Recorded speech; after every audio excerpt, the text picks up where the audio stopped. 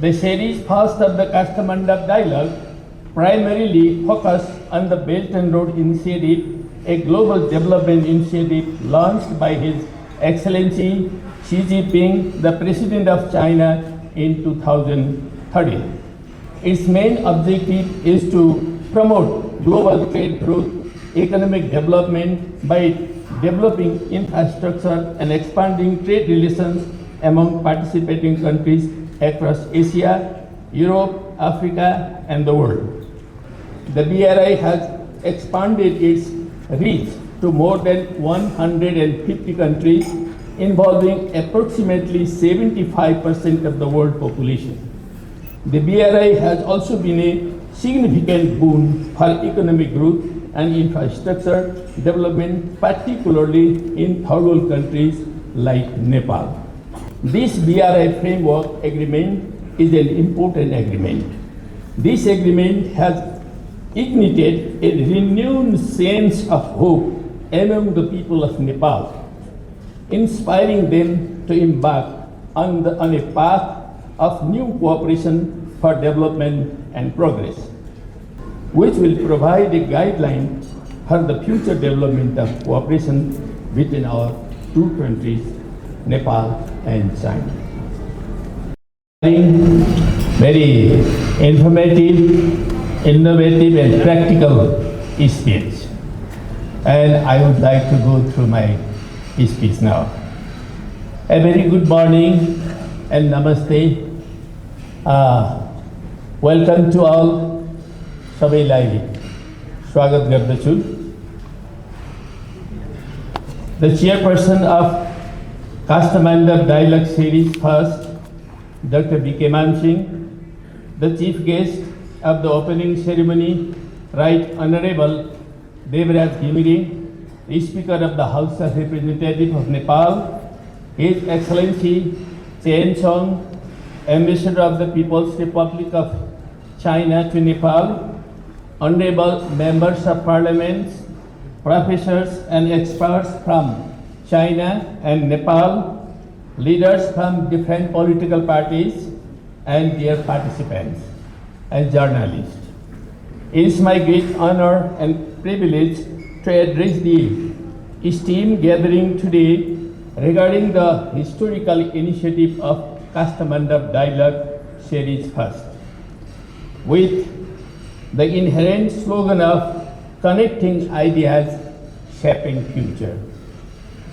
Under the banner of Foundation for Peace, Development and Socialism, the theme of the Kastamandap Dialogue is the BRI meets Nepal, a prosperous future of Nepal-China cooperation. Encapsulates the vision of fostering a collaborative and mutually beneficial relationship between Nepal and China through the Belt and Road Initiative. This dialogue aims to explore the opportunities and potential that the BRI brings to Nepal, focusing on infrastructure development, trade facilitation, and economic growth. I am fully confident that this dialogue will have a long-lasting impact in the circles of national and international think tanks, policymakers, politicians, and society as a whole. The series first of the Kastamandap dialogue primarily focused on the Belt and Road Initiative, a global development initiative launched by His Excellency Xi Jinping, the President of China, in 2013. This initiative represents a new model of global cooperation, connectivity, and partnership.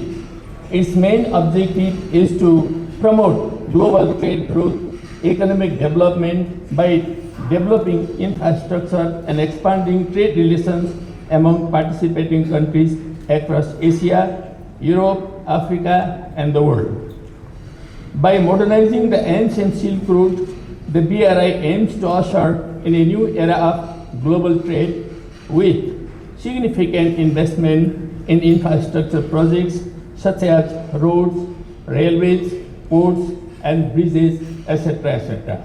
This initiative enhances connectivity and relationship among people, communities, nations, regions, and belts worldwide, fostering mutual understanding and cooperation. To achieve this mission, the BRI has outlined 5 key objectives: infrastructure development, which aims to improve transportation and energy system; trade facilitation, which promotes multilateral trade and economic integration; financial investment and integration, which focuses on financial cooperation and sustainable financial system; people-to-people relations, which strengthens cultural exchange, educational cooperation and tourism; and policy coordination, which encourages the coordination of policies and development plans among participating countries.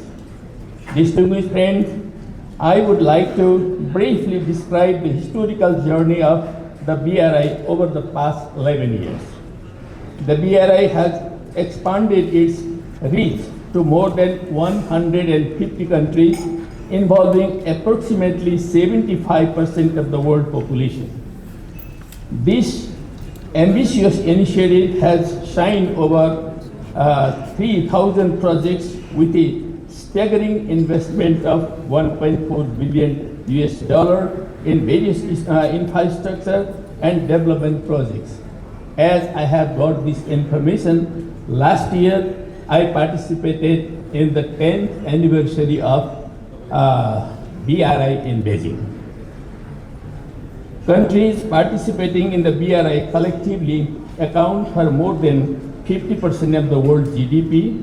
Furthermore, mutual trade among BRI countries has exceeded $5 trillion, highlighting the initiative's profound impact on global trade and economic integration.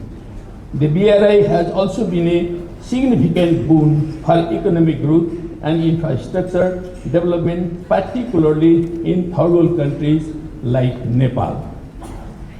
First, BRI aims to establish new dimension of development globally by promoting high quality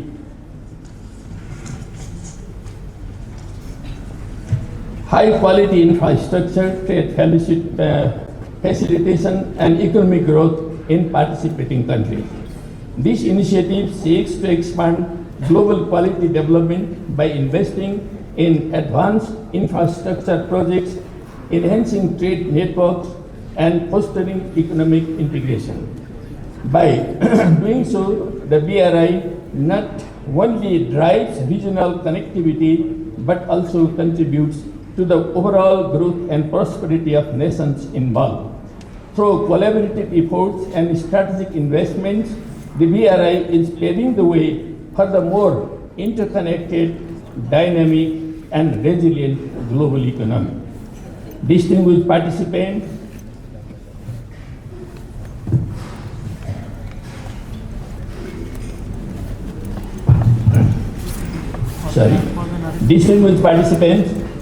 now I would like to focus on the efforts between Nepal and China concerning the Belt and Road Initiative Agreement. In 2017, Nepal officially signed the BRI agreement with China, joining this significant initiative. For 7 years, following the Nepal-China agreement, the cooperation between our two countries has not been fast, but is comparatively slow. However, in 2019, the Oli government presented 35 projects under the BRI, but after the consultation, it was reduced to single digits, resulting in the presentation of 9 projects. In 2021, China presented the BRI Framework Implementation Plan to further guide the cooperation and implementation of the initiative with Nepal.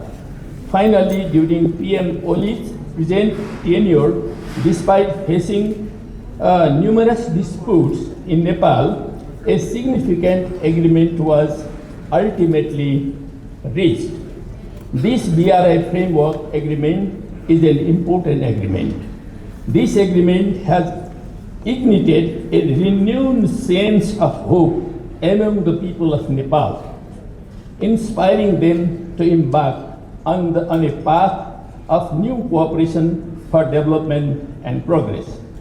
This signing could pave the way for renewed collaboration and progress in infrastructure and trade development projects, including the trans-Himalayan connectivity between Nepal and China under the BRI. As I remember, when His Excellency Xi Jinping, the President of China, had visited Nepal, at that time he had proposed to build trans-Himalayan connectivity so that Nepal could be turned from a landlocked country into a land-linked country. The central element of that connectivity of that proposal was to build a modern railway connectivity from Chinese border to Kathmandu. It would be a great breakthrough in connecting China and South Asia, the most populous region of this globe. But the present government could move in this direction or not. We hope the government could move very fast in this direction. It has to be seen in the future also. Distinguished friends, I would like to briefly mention some countries' response following the signing of the BRI framework agreement between Nepal and China. Both India and United States expressed dissatisfaction with the BRI agreement. The Indian media strongly opposed the agreement, voicing concern and criticism. Furthermore, the US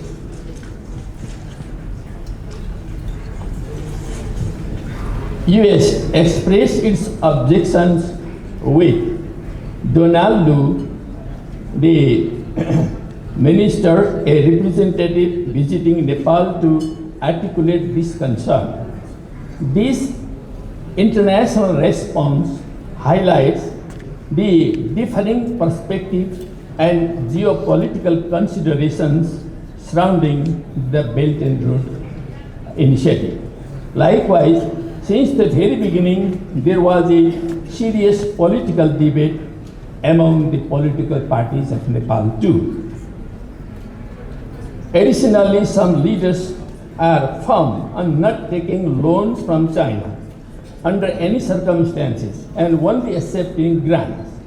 This perspective is considered a little bit contrary to the national interest.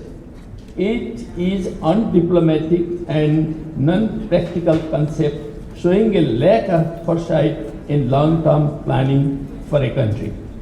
Just for your reference, Nepal has taken majority of loans from Western countries and from different international institutions, while its loans from China are negligible. There is no question of debt trap in regard to the loan from China. There is no absolute rule against taking loan or grants from other countries or international institutions. It is always according to the concrete need of the country. If there is need and possibility, we could borrow the loan for the development at any circumstances.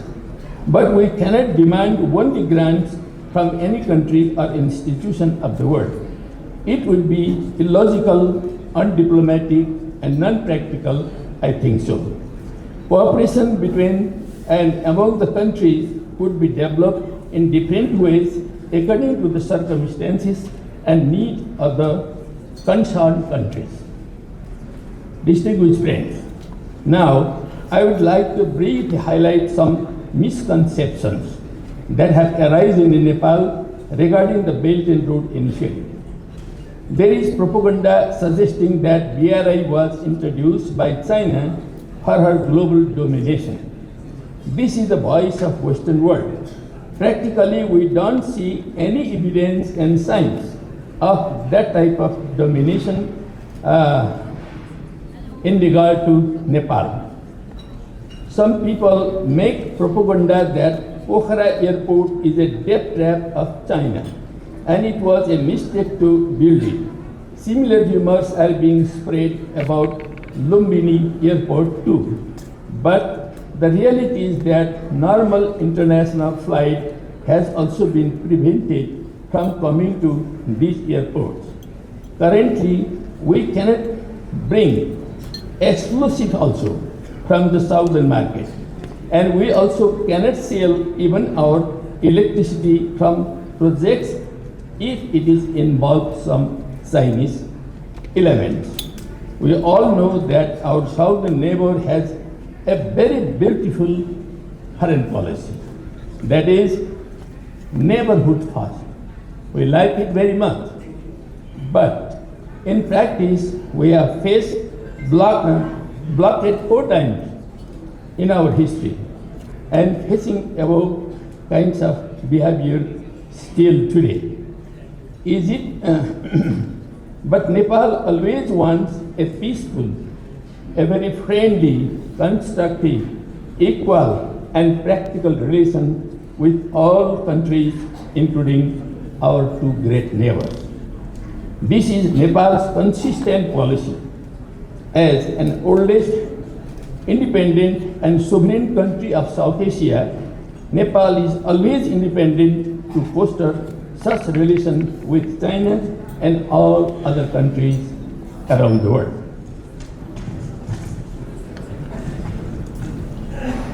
We would like to have full benefit from the Belt and Road Initiative by adopting a practical and proactive policy approach according to concrete needs of the country.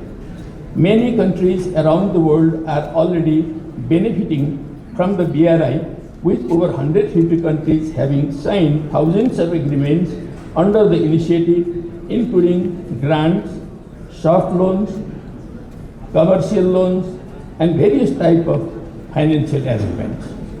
There are many options in BRI concept. Nepal, as a sovereign country, is free to advance its international relations and cooperation independently, free from geopolitical and political pressure. The national interest should always be the focal point in developing our relations. Dear friends, Nepal's policy regarding the Belt and Road Initiative is based in the principle of sovereignty, independence, and national interest. We have 2 great neighbors. Their both economies have been developing fast. These 2 fast developing neighbors are our opportunity too. We have to be able to seize this opportunity to benefit from their growth.